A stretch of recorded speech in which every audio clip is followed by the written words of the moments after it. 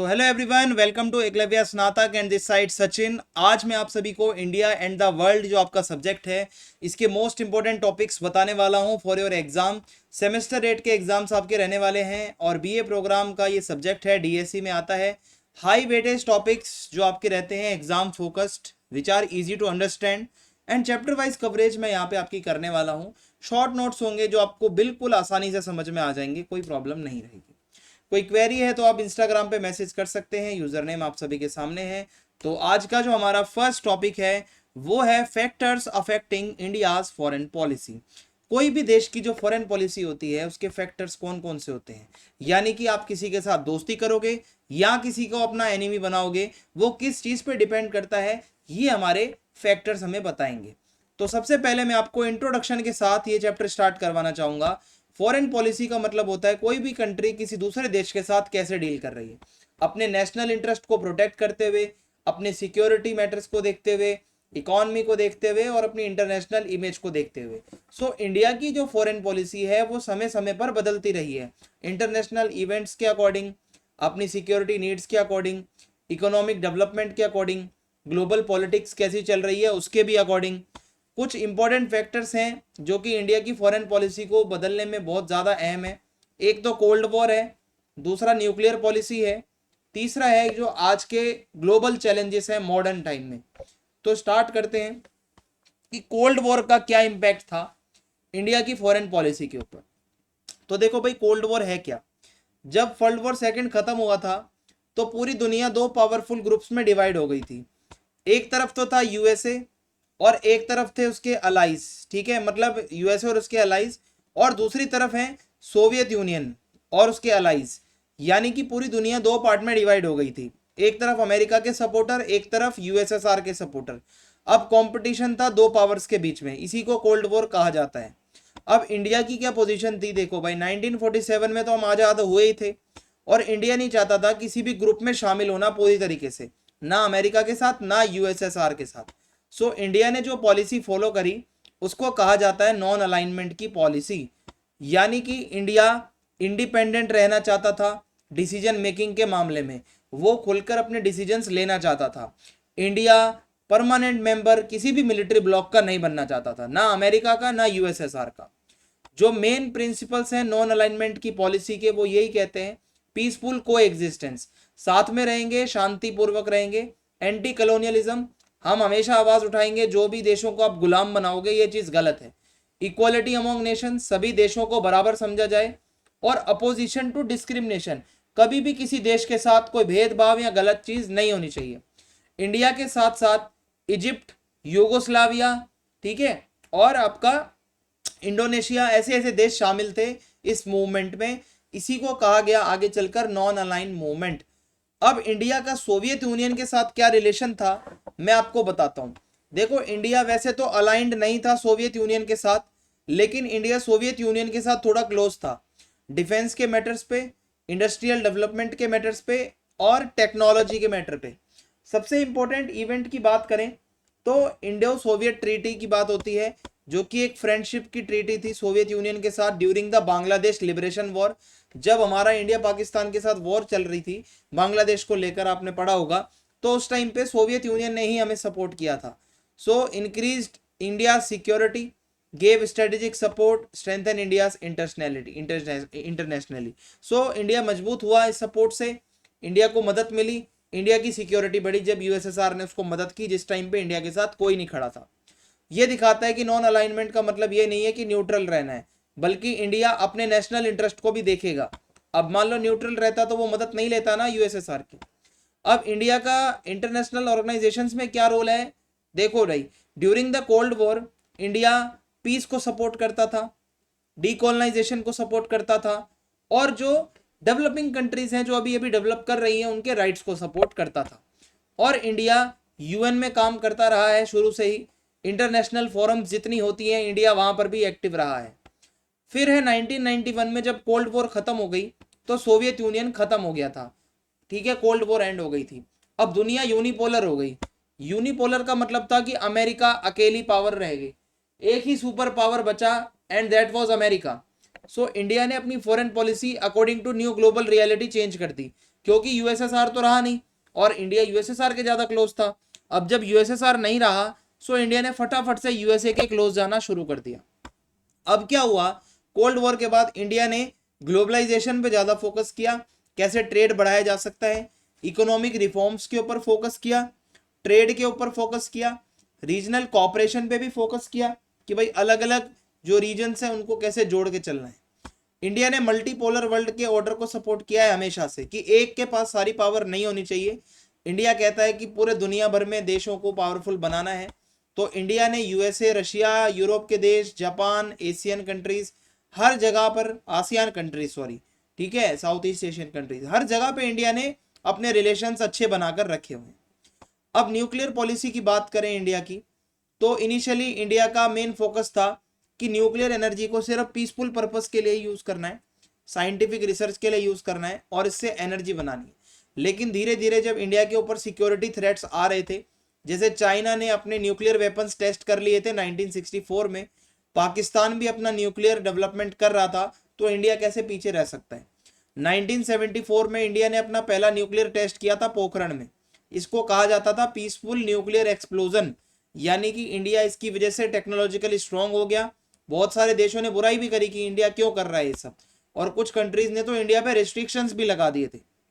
फिर उसके बाद सेकंड पोखरण में ही टेस्ट होता है 1998 में, और न्यूक्लियर टेस्ट होते हैं, और इस टेस्ट की वजह से इंडिया फाइनली एक न्यूक्लियर पावर बन जाता है। अब इंडिया की न्यूक्लियर पॉलिसी क्या है मैं आपको बताऊं। इंडिया कहता है कि मैं कभी भी पहले यूज नहीं करूंगा, ठीक है, हम सिर्फ रिटेलिएशन में यूज करेंगे अगर कोई हमें धमकी देगा। Credible minimum deterrence, India minimum nuclear weapons रखेगा जितने उसकी सिक्योरिटी के लिए जरूरी हैं।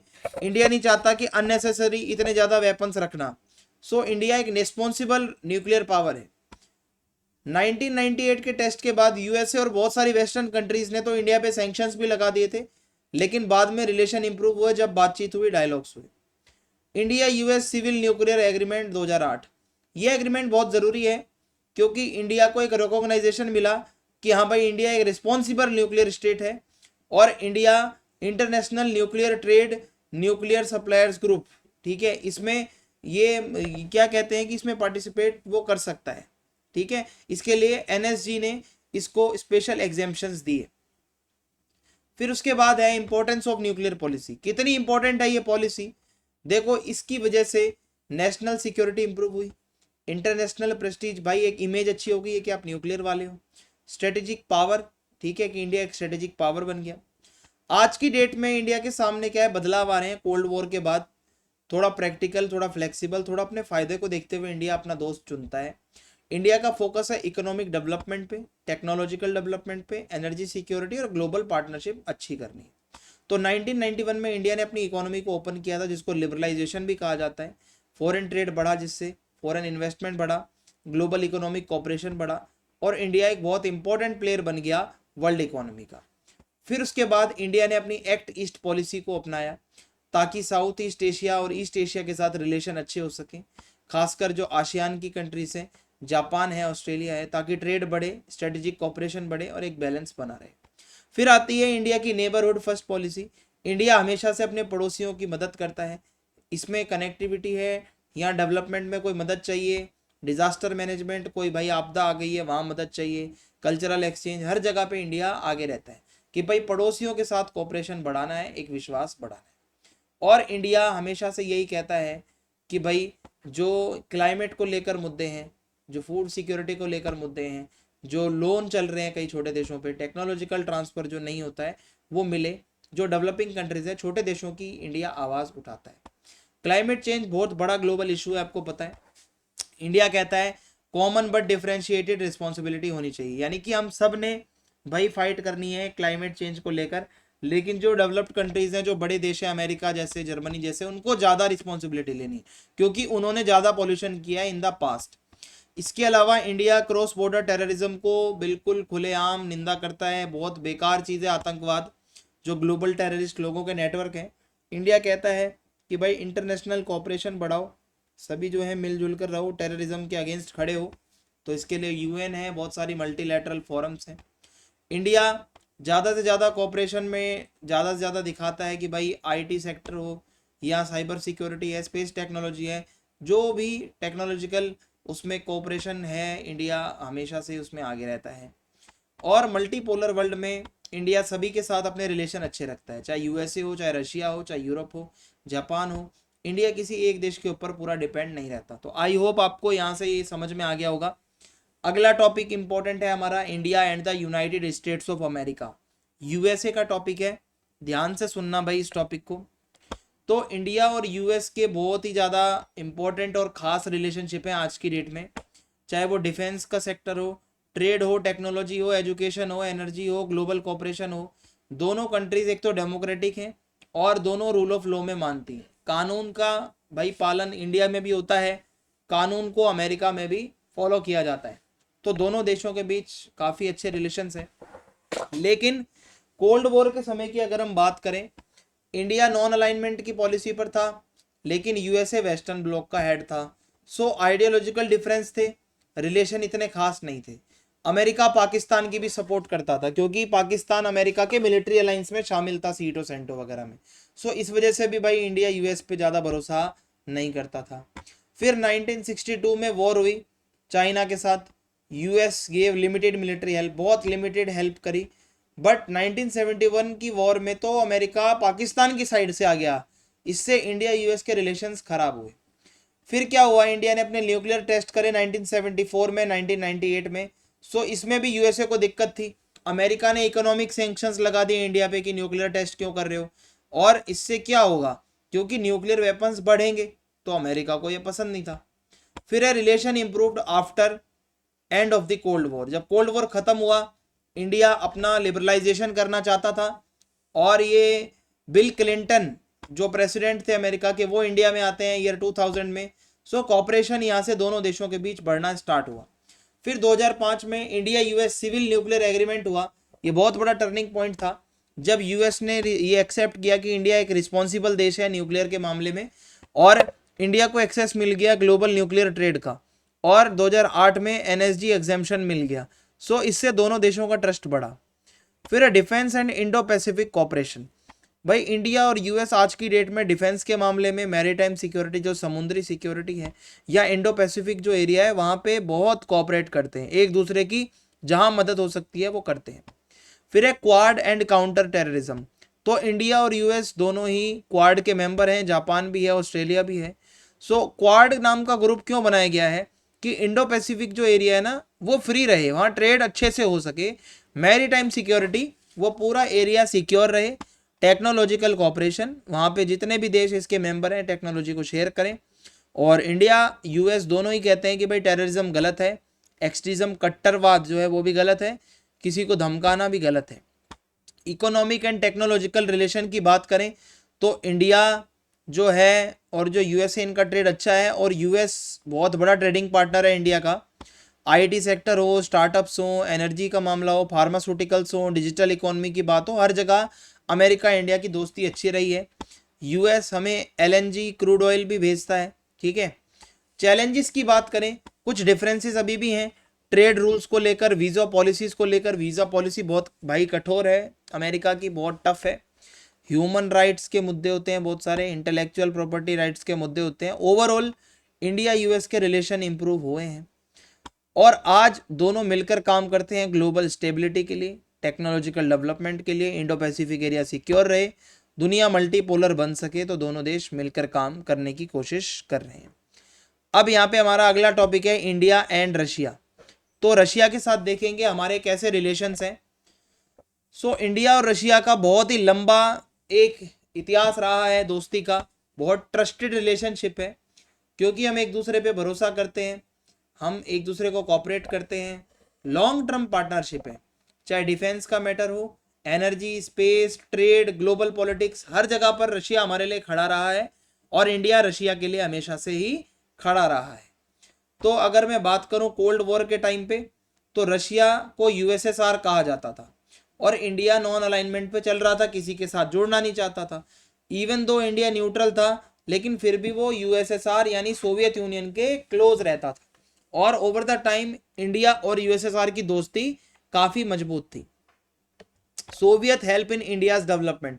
इंडिया नया नया देश आज़ाद हुआ था, 1950s और 60s में सोवियत यूनियन ने हमारी बहुत मदद करी।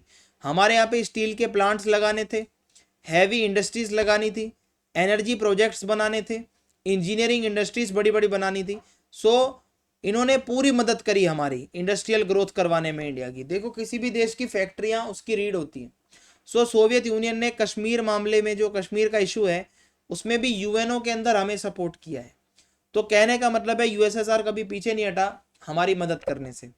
इंडो सोवियत ट्रीटी 1971, तो 1971 में इंडिया और सोवियत यूनियन ने एक ट्रीटी साइन करी।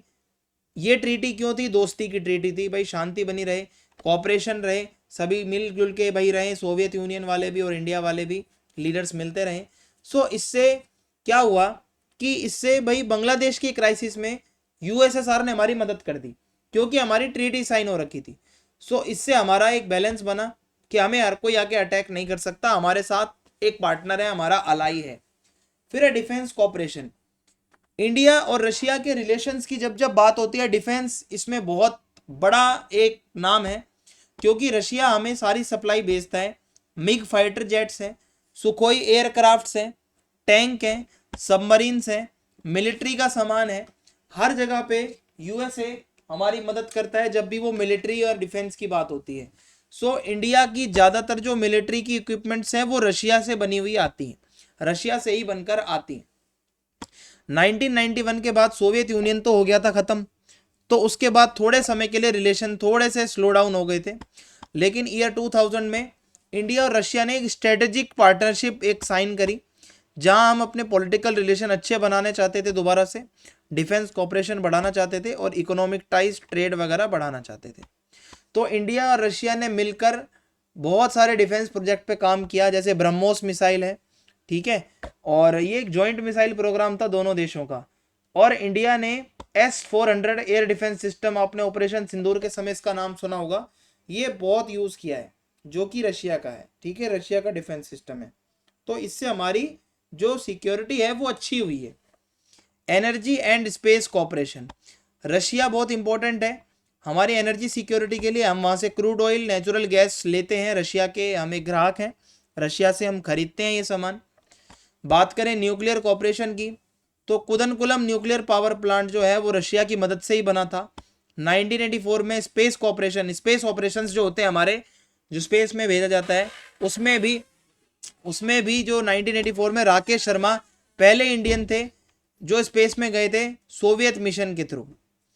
फिर इंटरनेशनल ऑर्गेनाइजेशंस की बात करें तो इंडिया और रशिया मिलकर काम करते हैं, ब्रिक्स में दोनों साथ हैं, SCO में साथ हैं, G20 में भी साथ हैं। तो दोनों देश एक दूसरे को सपोर्ट करते हैं। इंडिया रशिया दोनों का मानना है कि ये दुनिया मल्टीपोलर होनी चाहिए, और डेवलपिंग कंट्रीज, जो छोटे मोटे देश अभी डेवलप हो रहे हैं, उनको आगे बढ़ाना है। एंटी टेररिज्म, जो आतंकवाद है उसके खिलाफ कैसे लड़ाई लड़ी जा सकती है, इसमें रशिया हमेशा से ही हमें सपोर्ट करता है। चैलेंजेस की बात करें तो सबसे बड़ा चैलेंज है कि रशिया चाइना के क्लोज रहता है और चाइना से हमारी बनती नहीं है। इंडिया वेस्टर्न कंट्रीज के क्लोज रहता है जो रशिया को पसंद नहीं है। तो ग्लोबल पॉलिटिकल चेंजेस भी होते रहते हैं। स्टिल हमारा उनसे काफ़ी अच्छा एक रिश्ता है, स्ट्रॉन्ग रिलेशंस हैं, स्टेबल रिलेशंस हैं, और उनकी पार्टनरशिप बहुत ज़रूरी है। चाहे डिफेंस का मामला हो, एनर्जी हो, टेक्नोलॉजी हो, ग्लोबल बैलेंस का मैटर हो, हर जगह इंडिया और रशिया की फ्रेंडशिप जो है वो एक सिंबल की तरह काम करती है, और दोनों में भरोसा है, स्टेबिलिटी है, लॉन्ग टर्म कोऑपरेशन की बात करते हैं दोनों देश मिलकर कि लंबे समय तक साथ रहना है, ऐसा नहीं है थोड़े समय तक, ठीक है भाई। तो ये रशिया के साथ वाला क्वेश्चन भी आपका आ सकता है। तो ये टॉपिक बहुत इंपॉर्टेंट था, मैंने आपको इंडिया और रशिया का बता दिया है। अब हम आगे बढ़ते हैं।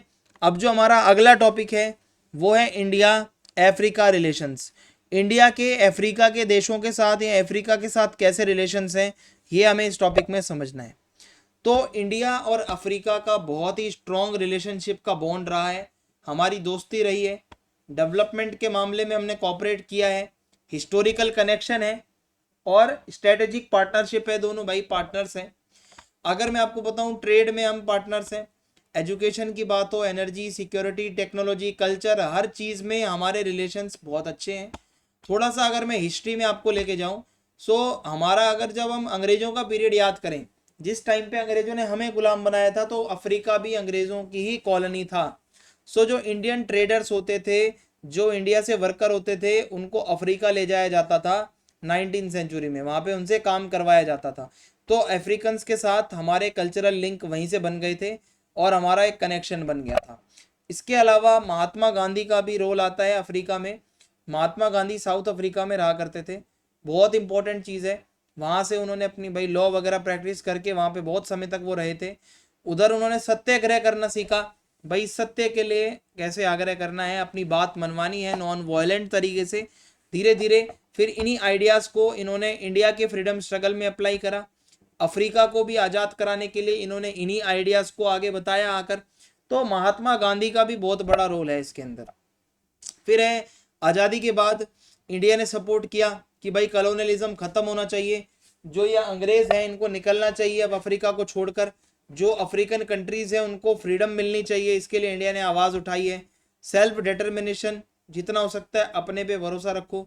सो इंडिया और अफ्रीकन कंट्रीज मिलकर काम करती हैं नॉन लाइन मूवमेंट में भी, कोल्ड वॉर के टाइम पे, कि किसी के साथ नहीं मिलना जाके, ना अमेरिका के साथ जाना है ना हमें यूएसएसआर के साथ जाना है। इसके अलावा अफ्रीका बहुत ज़रूरी है हमारे लिए, क्योंकि ऑयल और गैस है वहाँ पर, मिनरल रिसोर्सेज हैं, एग्रीकल्चर है, ट्रेड मार्केट है वो हमारी। सो बहुत ज़रूरी है। खासकर नाइजीरिया और एंगोला तो ऑयल सप्लायर है, साउथ अफ्रीका और कोंगो मिनरल रिसोर्सेज यहाँ से हमें मिल जाते हैं। तो अफ्रीका भाई बहुत रिच जगह है मिनरल्स के मामले में। इंडिया अफ्रीका फोरम समिट, ये इन्होंने एक सम्मेलन किया, मिलना था भाई 2008 में स्टार्ट हुआ। मेन बातें इसमें क्या होती थी, हेल्थ के ऊपर हम क्या कर सकते हैं, एजुकेशन को कैसे सुधार सकते हैं, एग्रीकल्चर कैसे इंप्रूव कर सकते हैं, इंफ्रास्ट्रक्चर में क्या मदद कर सकते हैं, डेवलपमेंट प्रोजेक्ट में आप क्या मदद कर सकते हैं। तो इंडिया ने इनको भाई फाइनेंशियल हेल्प दी। जो अफ्रीका की कंट्रीज थी, इंडिया ने पैसा दिया, जिसको लाइंस ऑफ क्रेडिट के थ्रू ये दिया गया, यानी कि पैसा कुछ दिया कि आप जाओ इसको यूज़ करो।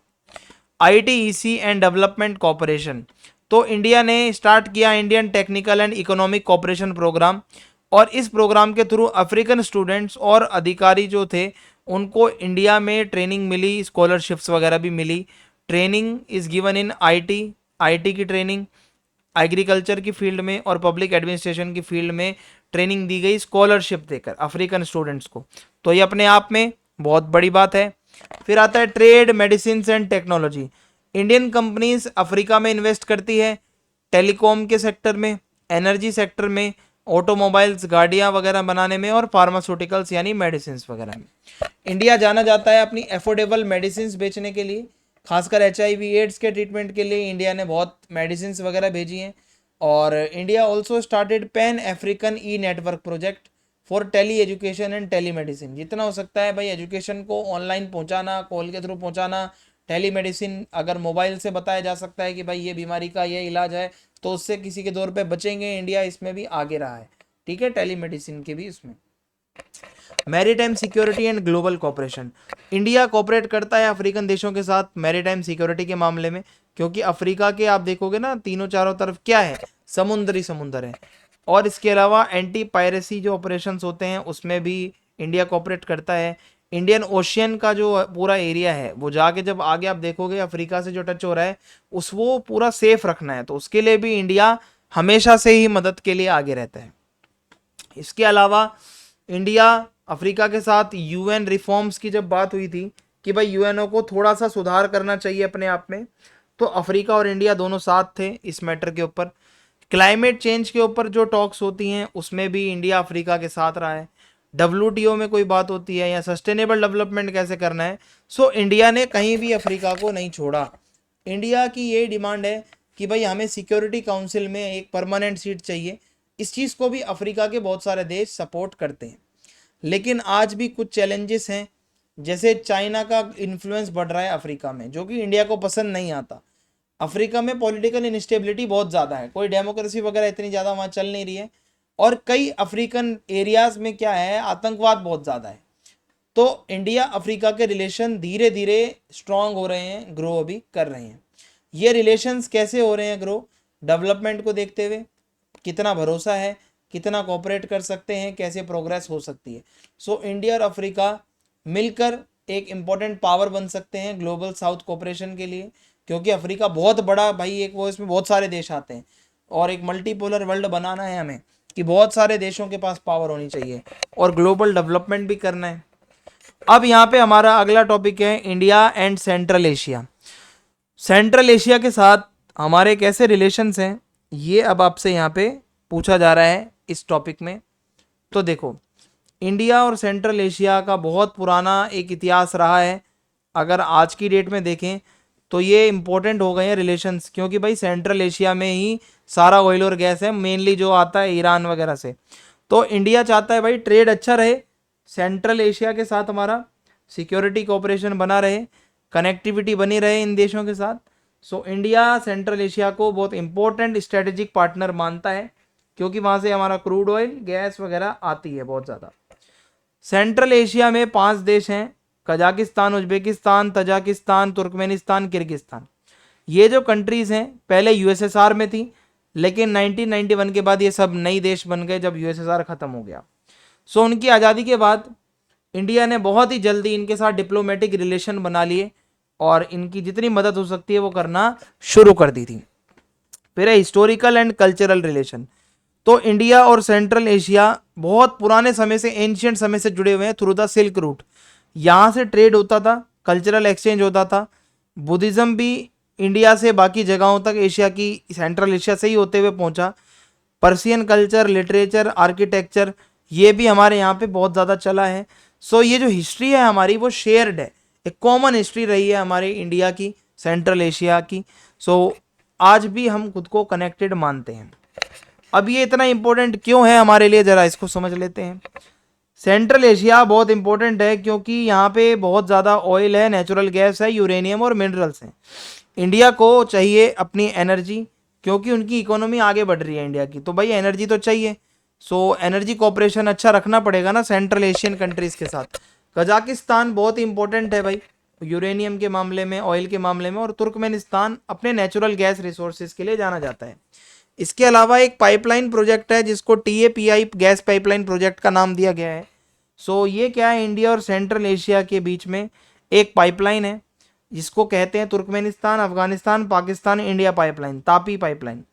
तो मेन इसका एम क्या था कि नेचुरल गैस तुर्कमेनिस्तान से इंडिया तक पहुंचानी है और इंडिया की जो एनर्जी सिक्योरिटी है उसको इम्प्रूव करना है। लेकिन ये डिले हो गया क्योंकि भाई सिक्योरिटी प्रॉब्लम्स रहती हैं अफगानिस्तान में, बहुत बारी पाकिस्तान में भी, तो इस वजह से ये प्रोजेक्ट डिले चल रहा है, कोई इस पे ज़्यादा डेवलपमेंट हुई नहीं है। जियो पॉलिटिकल इंपॉर्टेंस की बात करें तो ये बहुत इंपॉर्टेंट जगह है ग्लोबल पॉलिटिक्स में, क्योंकि बहुत सी पावरफुल कंट्रीज़ हैं, रशिया, चाइना, वो सेंट्रल एशिया में अपना दबदबा बनाना चाहती हैं। चाइना ने भी अपनी प्रेजेंस को वहाँ तक बढ़ाया है through the belt and road initiative. India भी चाहता है अपने सेंट्रल एशिया से रिलेशन अच्छे रहें और जिससे कि उनका अपना फ़ायदा चलता रहे इंडिया का। फिर है कनेक्टिविटी एंड चबहार पोर्ट। तो इंडिया की सबसे बड़ी प्रॉब्लम है कि एक डायरेक्ट लैंड एक्सेस नहीं है सेंट्रल एशिया तक बिकॉज ऑफ पाकिस्तान। तो इसके लिए इंडिया क्या कर रहा है, एक चबहार पोर्ट बनवा रहा है, डेवलप कर रहा है ईरान में। इस रूट से क्या है, इंडिया कनेक्ट कर पाएगा अफगानिस्तान और सेंट्रल एशिया से। और इंडिया काम कर रहा है international north south transport corridor में बनाने में भी, क्योंकि यहाँ से ट्रेड और ट्रांसपोर्ट कनेक्टिविटी अच्छी हो जाएगी। तो कुल मिला के सेंट्रल एशिया के साथ बहुत पॉजिटिव न्यूज़ है जो अभी तक आ रही है।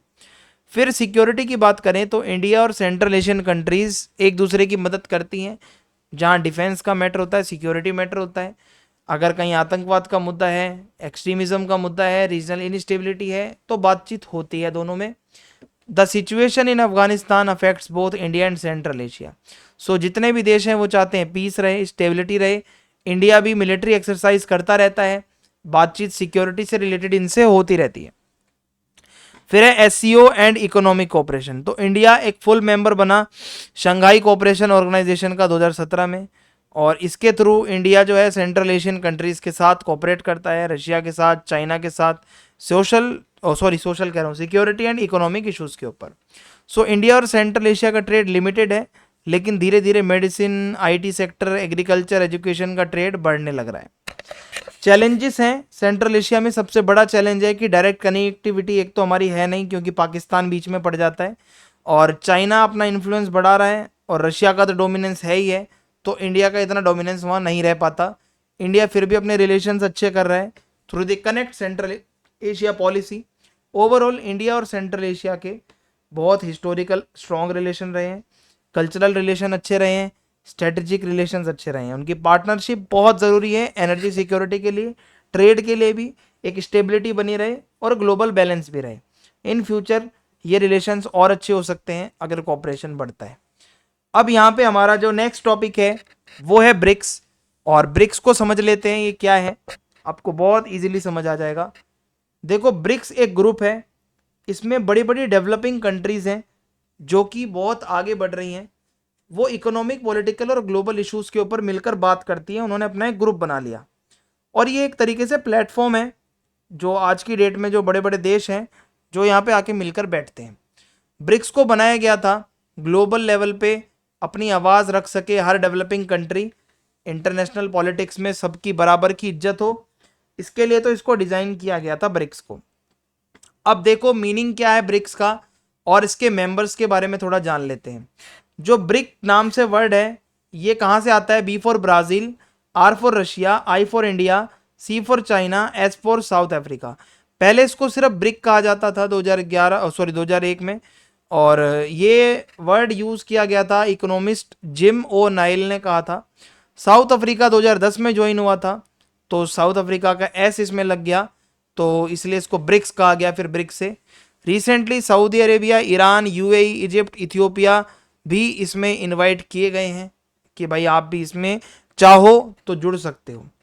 थोड़ा बैकग्राउंड के बारे में बताऊं तो कोल्ड वॉर के बाद ग्लोबल पॉलिटिक्स ज़्यादातर वेस्टर्न कंट्रीज ही कंट्रोल कर रही थी, खासकर यूएसए और European countries.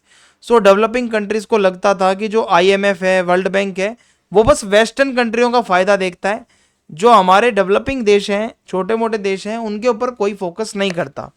So that's why जो ब्रिक्स कंट्रीज हैं उन्होंने मिलकर एक डिमांड करी, एक बैलेंस्ड और एक फेयर ग्लोबल सिस्टम होना चाहिए, जो एक अच्छा सिस्टम हो जहां सभी को बराबर माना जाए। तो ब्रिक्स के स्ट्रक्चर की अगर मैं बात करूं तो ये कोई फॉर्मल ऑर्गेनाइजेशन नहीं है यूएन की तरह, इसके कोई परमानेंट हेडक्वार्टर या सेक्रेटेरिएट भी नहीं है। ये जो इसकी चेयरमैनशिप है वो हर साल बदलती रहती है इसी के मेंबर कंट्रीज के बीच में, और ब्रिक्स कंट्रीज एनुअल सबमिट करती हैं, मीटिंग्स करती हैं, फॉरेन मिनिस्टर्स मिलते हैं, फाइनेंस मिनिस्टर्स मिलते हैं, बाकी अधिकारी मिलते हैं जो ग्लोबल इश्यूज पर बातचीत करते हैं। फिर है इसकी इकोनॉमिक इंपॉर्टेंस क्या है। देखो भाई ब्रिक्स कंट्रीज जो हैं वो मिलकर एक दुनिया के बहुत बड़ी पॉपुलेशन को रिप्रेजेंट कर रही हैं, और ग्लोबल जीडीपी की बात करें तो इन सभी देशों की जीडीपी मिला दो तो दुनिया भर के काफ़ी बड़े बड़े देश हैं इसमें। और आज की डेट में ब्रिक्स कंट्रीज जो हैं बहुत इन्फ्लुएंशियल हो रही हैं इंटरनेशनल ट्रेड में, इन्वेस्टमेंट में, फाइनेंस के मैटर्स में। एक यहाँ पे वर्ड आता है न्यू डेवलपमेंट बैंक, जिसको एनडीबी कहा जाता है। सो 2014 में ब्रिक्स कंट्रीज ने एक बैंक बनाया और इसका हेडक्वार्टर था चाइना, शंघाई में। मेन एम था कि भाई ये बैंक पैसे देगा मदद के लिए, इंफ्रास्ट्रक्चर प्रोजेक्ट्स के लिए, सस्टेनेबल डेवलपमेंट के लिए, डेवलपमेंट प्रोजेक्ट्स के लिए, जो गरीब एरियाज़ हैं, गरीब देश हैं, उनके लिए ये मदद का एम किया गया था। और इसके अलावा कंटीजेंट रिजर्व अरेंजमेंट ये भी किया गया। इससे क्या होगा, फाइनेंशियल क्राइसिस के टाइम पर मेंबर्स की मदद की जाएगी, एक फंड रखा जाएगा। सो ब्रिक्स का सबसे बड़ा गोल यही है कि एक तो दुनिया को मल्टीपोलर बनाना है, अमेरिका की सिर्फ नहीं चलनी चाहिए, सिर्फ वेस्टर्न कंट्रीज़ की नहीं चलनी चाहिए। ब्रिक्स के देशों का मानना है कि यूएन के अंदर बदलाव होना चाहिए, आईएमएफ में बदलाव होना चाहिए, वर्ल्ड बैंक में बदलाव होना चाहिए, रिप्रेजेंटेशन अच्छा होना चाहिए डेवलपिंग कंट्रीज़ का भी, ट्रेड सिस्टम अच्छा होना चाहिए। और the group also discuss, BRICS वाले जब मिलते हैं तो वो क्लाइमेट चेंज पे भी बात करते हैं, energy security, food security, public health, हर चीज़ पे इनकी जब मीटिंग होती है तो वो बात रखी जाती है। Recently BRICS has started expanded by including more countries from the global south. धीरे धीरे ब्रिक्स अपने मेंबर्स को बढ़ा रहा है। अब अगर आप इसमें देखोगे कि जैसे कि कुछ देश हैं, Saudi Arabia, Iran, Egypt, UAE, Ethiopia, ये धीरे धीरे इसमें जुड़ेंगे तो इसकी इंपॉर्टेंस बढ़ेगी। ये दिखाता है कि BRICS wants to become the collective voice of developing nations. BRICS एक आवाज़ बनना चाहता है इन देशों की। लेकिन ब्रिक्स ने हाल ही में कुछ चैलेंजेस फेस करे हैं। मेंबर कंट्रीज़ के एक तो पॉलिटिकल सिस्टम अलग अलग हैं, उनके अपने जो फ़ायदे हैं वो देखते हैं। इंडिया चाइना के आपस के मसले हैं, sanctions on Russia, internal political issues हैं कुछ देशों के, ये कोऑपरेट करेंगे कैसे? So BRICS has a loose institutional structure, इनका स्ट्रक्चर उतना स्ट्रांग नहीं है और मेंबर कंट्रीज ही क्योंकि आपस में नहीं बनती उनकी। इंडिया का क्या रोल है?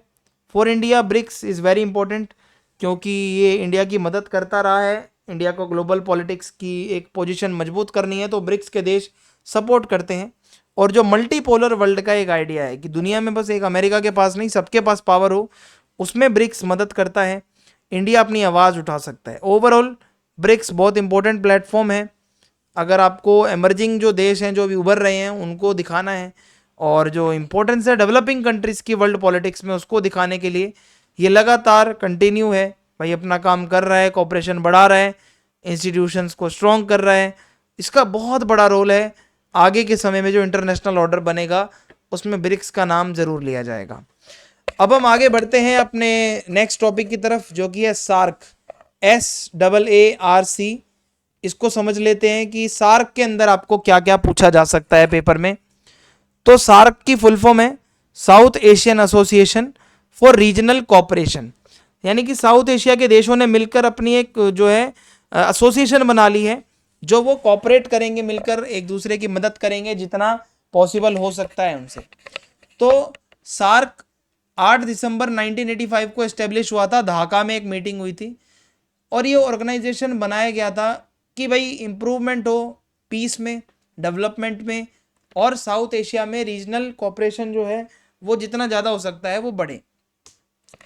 अब सार्क में कौन कौन से मेंबर हैं देखो भाई, बात करें जब इसको बनाया जा रहा था तो इसके कुछ फाउंडिंग मेंबर्स थे जिसमें इंडिया आता है, पाकिस्तान है, बांग्लादेश है, श्रीलंका है, नेपाल है, भूटान है, मालदीव्स हैं। अफगानिस्तान इसका 8वां मेंबर बना था 2007 में। तो सार्क का जो सेक्रेटेरिएट है भाई, जो जहाँ इसका सेक्रेटरी बैठता है वो काठमांडू नेपाल में है।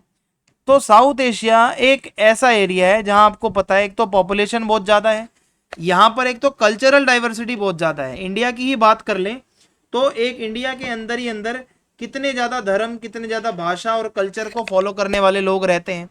हमारे यहाँ पे गरीबी बहुत है, पॉलिटिकल टेंशन्स रहती हैं, बॉर्डर डिस्प्यूट्स रहते हैं जैसे इंडिया पाकिस्तान। तो सार्क को बनाया ही इसलिए गया था कि ये जो छोटी मोटी प्रॉब्लम्स आती हैं ना देशों को, ये प्रॉब्लम्स ना आए, इसी को प्रॉब्लम्स को हटाने के लिए सार्क जैसे ऑर्गेनाइजेशंस काम करते हैं। अब सार्क का ओरिजिन कैसे हुआ थोड़ा इसको समझ लेते हैं। ये सबसे पहले जो प्रेसिडेंट थे बांग्लादेश के जियाउर रहमान, ये आइडिया उनका था अर्ली 1980s में। उनका मानना था कि साउथ एशियन कंट्रीज़ को मिलकर काम करना चाहिए। हमारे जो कॉमन चैलेंजेस हैं जैसे गरीबी है, भाई लोग पढ़े लिखे नहीं हैं, पॉपुलेशन ग्रोथ बहुत ज़्यादा हो रही है, हेल्थ कंडीशंस ख़राब हैं, इंफ्रास्ट्रक्चर ज़्यादा अच्छा नहीं है। तो इन जियाउर रहमान का कहना था कि इसमें कुछ हमें बनाना चाहिए। सो इंडिया और पाकिस्तान जैसे देश तो भाई इसमें पहले हिचकिचा रहे थे क्योंकि वो एक दूसरे पे भरोसा तो करते नहीं है, पर बाद में सभी देशों ने बोला ठीक है सार्क बनाएंगे, मिलजुल कर सपोर्ट करेंगे। अब सार्क को बनाने का ऑब्जेक्टिव क्या था कि जो पूरा साउथ एशिया है अपना, वहाँ पर रीजनल पीस बनी रहे, लड़ाई झगड़े ना हो, इकोनॉमिक डेवलपमेंट, सभी एक दूसरे की मदद करें, ट्रेड करें, सोशल प्रोग्रेस, हर देश की सोसाइटी आगे बढ़े, कल्चरल कॉपरेशन, लोग एक दूसरे के कल्चर को रिस्पेक्ट करें, समझें। तो ये जो सार्क बना है ये इस सब के अलावा एग्रीकल्चर पे भी काम करता है, हेल्थ पे भी काम करता है, एजुकेशन पे भी काम करता है, साइंस एंड टेक्नोलॉजी पे भी काम करता है, एनवायरनमेंट पे भी काम करता है और एनर्जी पे भी काम करता है। सार्क का एक फोकस ये भी रहता है कैसे साउथ एशिया के अंदर से गरीबी को मिटाया जा सकता है, कैसे यहाँ के लोगों की लाइफ की क्वालिटी को इम्प्रूव किया जा सकता है। तो ये सार्क का एक बहुत दूर का विज़न है जो वो देखते हैं। सार्क के कुछ प्रिंसिपल्स हैं जैसे कंसेंसस एंड नॉन इंटरफेरेंस, यानी कि जो भी डिसीजन लिए जाएंगे वो सभी के एग्रीमेंट से लिए जाएंगे, सभी से पूछकर लिया जाएगा और सेंसिटिव टॉपिक्स के ऊपर बात नहीं होती ज़्यादा। किसी का अगर पॉलिटिकल मुद्दा है खासकर इंडिया पाकिस्तान का, वो ज़्यादा यहाँ डिस्कस नहीं होता। तो इससे कॉन्फ्लिक्ट नहीं होगा ऑर्गेनाइजेशन के अंदर, लेकिन थोड़ा सा इनका डिसीजन मेकिंग का जो प्रोसेस है वो स्लो डाउन हो जाता है, इनके बीच में कोऑपरेशन उतना ज़्यादा हो नहीं पाता। अब यहाँ पे एक वर्ड आता है साफ्टा। साफ्टा क्या है? साफ्टा का मतलब है south Asian preferential trading arrangement. तो ट्रेड बढ़ाने के लिए सार्क ने इसको इंट्रोड्यूस किया था, एक अरेंजमेंट को 1993 में, अगर मैं आपको बताऊं, ठीक है। और बाद में 2004 में सार्क ने साफ्टा बनाया। पहले तो बना साफ्टा यानी south Asian preferential trading arrangement, फिर बना south Asian free trade area, यानी कि ट्रेड बैरियर हटा दो, जितने भी साउथ एशिया के देश हैं इसमें सार्क में, वो एक दूसरे के साथ ट्रेड कर सकते हैं। ऑल्दो साउथ एशिया का बहुत बड़ा ट्रेड का एक पोटेंशियल है, रीजनल ट्रेड फिर भी बहुत कम है, क्योंकि ये देशों की पॉलिटिकल टेंशन्स नहीं खत्म हो रही है, कनेक्टिविटी ज़्यादा अच्छी है नहीं, भरोसा एक दूसरे पर है ही नहीं इनको। और इसके अलावा अगर मैं आपको बताऊं, सोशल एंड ह्यूमैनिटेरियन इनिशिएटिव्स भी बहुत हैं। सार्क ने बहुत काम किया है डेवलपमेंट फंड में, भाई जिस देश में पैसे की कमी है उसको पैसा उपलब्ध कराना, रीजनल प्रोजेक्ट्स में मदद करना, और अगर मान लो कहीं बाढ़ आ गई, भूकंप आ गया, अर्थक्वेक एंड ऑल आ गया, सो वहाँ डिजास्टर मैनेजमेंट में एक दूसरे की मदद करना, क्लाइमेट चेंज के इश्यूज पे बात करना, विमेन एम्पावरमेंट पे सभी लोग मिलकर बात करते हैं, चाइल्ड वेलफेयर, बच्चों का कैसे भला हो सकता है, इस पे बैठ के बात करते हैं। तो ये सारे इनिशिएटिव्स भी जो सार्क है वो लेता है। इसके अलावा सार्क ने साउथ एशियन यूनिवर्सिटी भी बनाई है न्यू दिल्ली के अंदर, ताकि एजुकेशन बढ़ सके, एरिया की नॉलेज का एक्सचेंज हो सके। लोग साउथ एशियन यूनिवर्सिटी में दूर दूर से पढ़ने आते हैं, कोई श्रीलंका से आता है, कोई नेपाल से आता है, कोई बांग्लादेश से आता है। इसके अलावा SAARC has achieved limited success, political और सिक्योरिटी मैटर्स पे इसकी सक्सेस ज़्यादा है नहीं, क्योंकि भाई खासकर इंडिया पाकिस्तान लड़ते रहते हैं, टेररिज्म का इशू रहता है, बॉर्डर डिस्प्यूट्स रहते हैं, पॉलिटिकली एक दूसरे पे भरोसा नहीं है, सो रीजनल कोऑपरेशन होगा कैसे। ये सभी टेंशन्स की वजह से बहुत सारे सार्क के समिट या तो कैंसिल हो जाते हैं या पोस्टपोन हो जाते हैं, और 2016 में भी कुछ ऐसा ही हुआ था। अगर आप इसको कंपेयर करो दूसरे रीजनल ऑर्गेनाइजेशंस के साथ, जैसे आसियान है, यूरोपियन यूनियन है, तो सार्क की प्रोग्रेस थोड़ी धीरे है। आसियान बहुत तेज़ी से बढ़ा है, यूरोपियन यूनियन भी बहुत स्ट्रॉन्ग है, लेकिन सार्क बहुत लिमिटेड पावर है इसके पास, क्योंकि इसके मेंबर कंट्रीज जो है ना वो अपने पे ज़्यादा फोकस करते हैं, रीजन को जोड़ने में कम फोकस करते हैं, रीजनल डेवलपमेंट पे कम फोकस करते हैं, अपना खुद का वो पहले देखते हैं।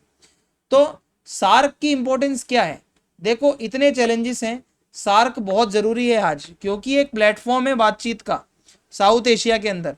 छोटे मोटे देश हैं, भूटान, नेपाल, मालदीव, इनकी भी आवाज़ मिलती है सार्क में, ये अपनी आवाज़ रखते हैं ना भाई, अपनी बात रख पाते हैं। इंडिया के लिए तो भाई सार्क बहुत ज़रूरी है, क्योंकि इंडिया का बहुत बड़ा रोल है इस पूरे एरिया में, चाहे वो ट्रेड करना हो, चाहे वो इंफ्रास्ट्रक्चर का मैटर हो, चाहे डिजास्टर रिलीफ में मदद करनी हो और डेवलपमेंट में मदद करना हो, हर जगह इंडिया आगे रहता है, हर जगह इंडिया आगे रहता है।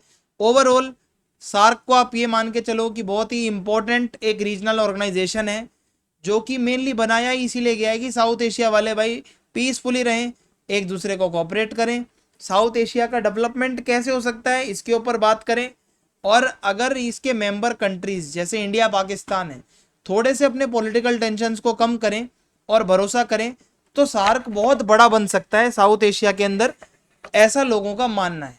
ठीक है भाई, तो ये क्वेश्चंस हैं जो यहाँ से मतलब क्वेश्चंस आपके फॉर्म हो सकते हैं, ये मैंने आपको टॉपिक्स कराए हैं क्योंकि नया सब्जेक्ट है, तो अगर आप इसको यहाँ तक भी कर लेते हो तो काफ़ी हद तक आप अपना पेपर आराम से कर पाओगे।